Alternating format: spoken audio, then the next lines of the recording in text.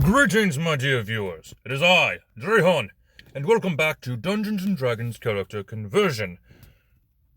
And I've been looking over at the analytics for my videos, and I'm slightly disappointed.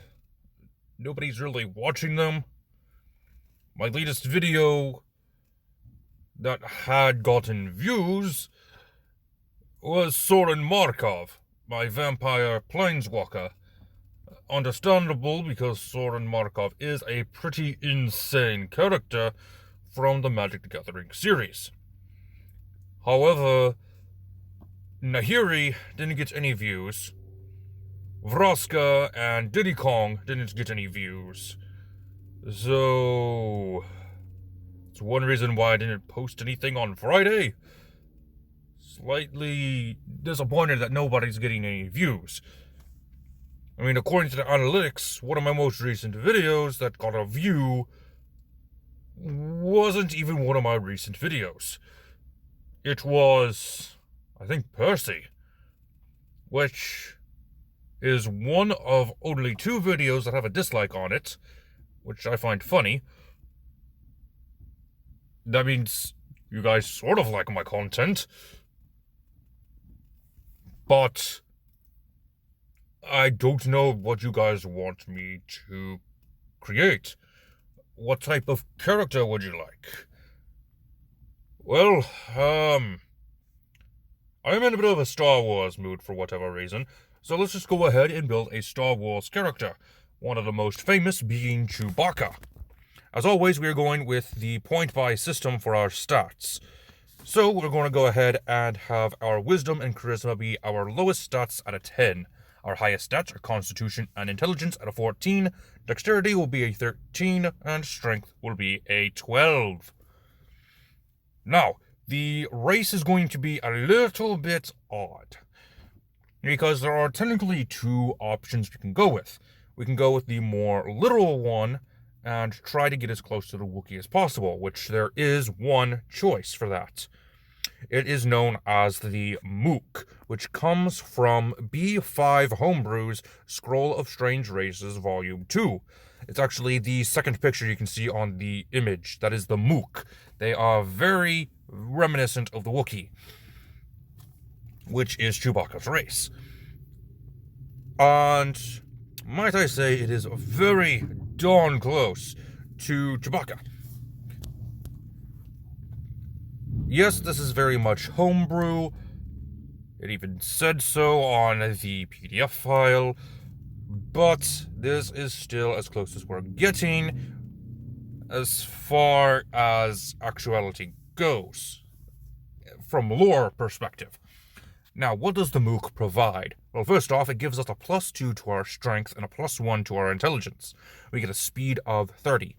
We also get the powerful build trait, which basically means we can lift things as a creature 1 size larger than our actual size, which is medium. So we get to lift for a large creature. We have thick fur, so we are resistant to cold elements, not cold damage, just being out in the cold. We also got Tactical Genius, which lets us use the help action as a bonus action. We also have Fixer, Mechanist, a skill proficiency. We're going to go with the history option, and we get 2 languages. We'll just keep it simple and go Common and Goblin. Now, the second option I would like to go over goes over Chewbacca's concept art. And here it is. This is the original concept art for Chewbacca, according to the Wikipedia article that I found. Now, if you take a look at this, you'll probably think, that looks awful lot like a bugbear. And that is the race we are going with for our second option, the bugbear race. We get +2 to our strength, +1 to our dexterity, and everything else is going to stay the same. We get a speed of 30, We get dark vision for up to 60 feet. We get long limbs, which gives us a +5 to our reach for our attacks, which is a little odd and a little bit terrifying. I mean, just imagine coming at me with a spear, which already has a long range of 10 feet, but thanks to the bugbear's long limbs, that's 15 feet. That's pretty harsh. The powerful build is also given to the bugbear. We also get a surprise attack, as well as the proficiency skill in stealth, which is pretty useful in my opinion. We also get languages in Common and Goblin. So as far as similarities go, we're pretty darn close with the Mook. But the bugbear is also pretty darn close to the Mook. You could say that the Mook was based off of a bugbear. But anyway, let's go ahead and move on to the next problem, and that is going to be the background. The first background I want to cover is the slave background from Alashar's Compendium of Unusual Choices. We use this quite a bit in some of our more recent builds. Just not the class options, because they're a little wonky.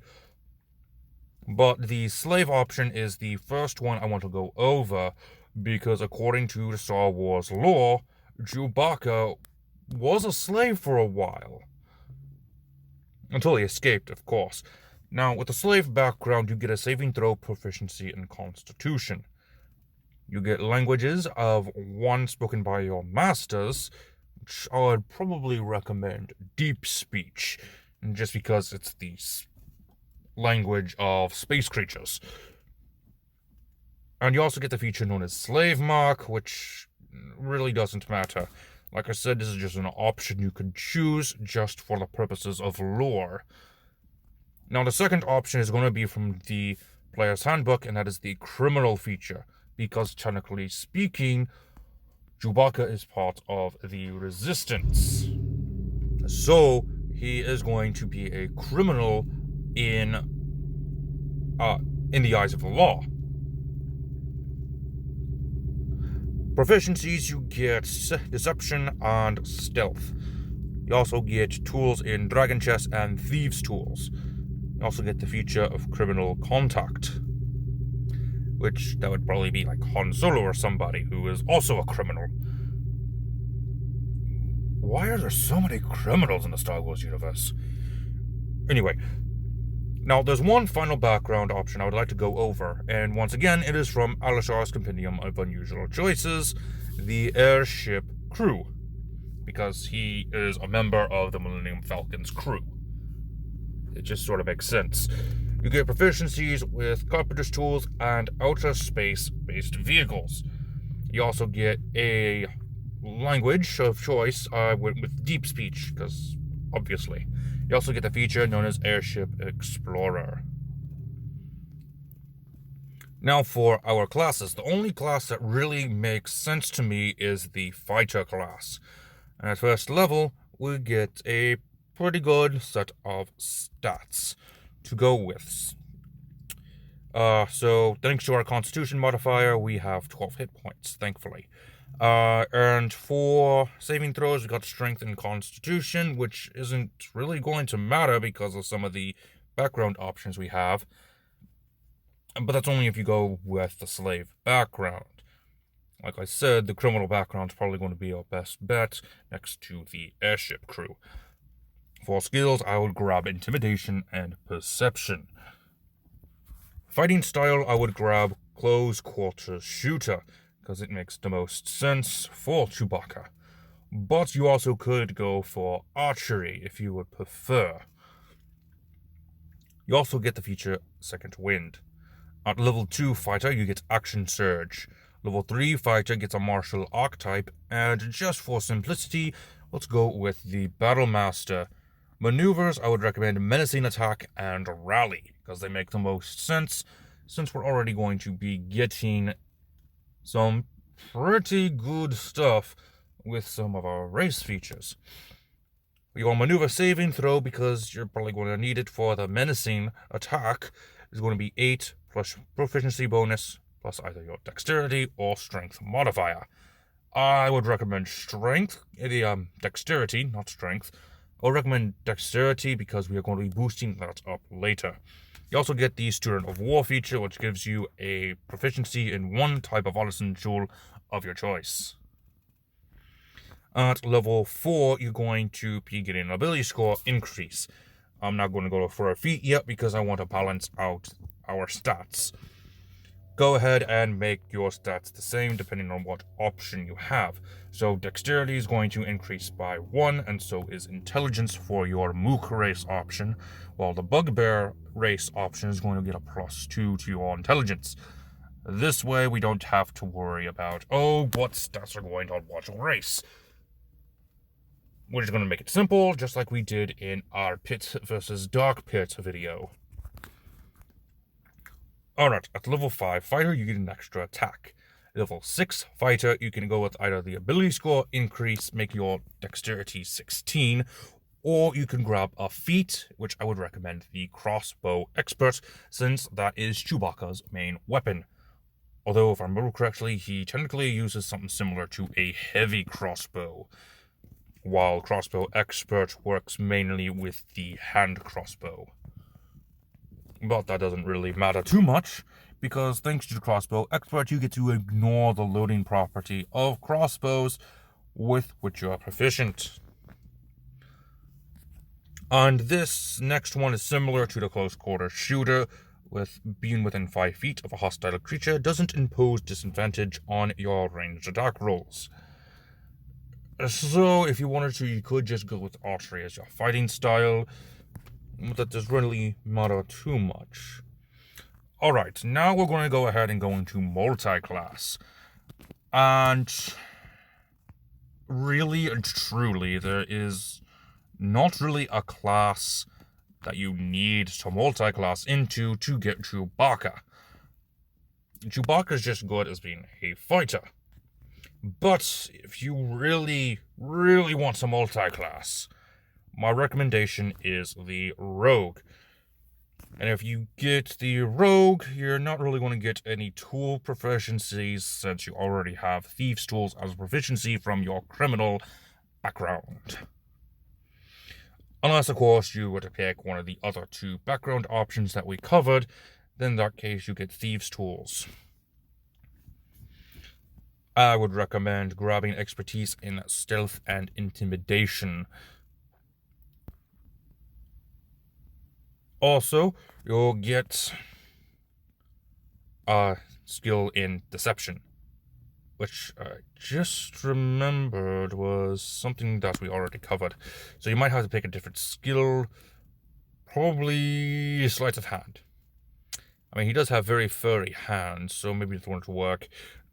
Anyway, ignore me. Sneak attack and thieves' hands are your other 2 features. At level 2, we get a feature known as cunning action. Level 7 fighter gets the know your enemy from the battle master, and level 8 fighter, which is going to be our final level of the day, can either go with an ability score improvement or another feat. If you go with the ability score improvement, just go ahead and increase your charisma by 2. That way we can work a little bit better with that intimidation factor of Chewbacca's. For your feat, I would recommend Sharpshooter, since Chewbacca is really good with his ranged weapons. Now, shooting at a further range doesn't impose disadvantage on your range attacks, and now you ignore half cover and 3/4 cover with your ranged attacks. If you want to, you can take a -5 penalty, which will probably technically be ignored by the fact that you now have a +3 on your dexterity modifier and an extra +2 to your archery. Thanks to the archery. So it'll just be a normal attack roll, but if you hit, you get a +10 to your attack damage, which is pretty awesome. Alright. That's going to be all for today, viewers. My next video is going to be a a gameplay video once I figure out what will be a good game to play.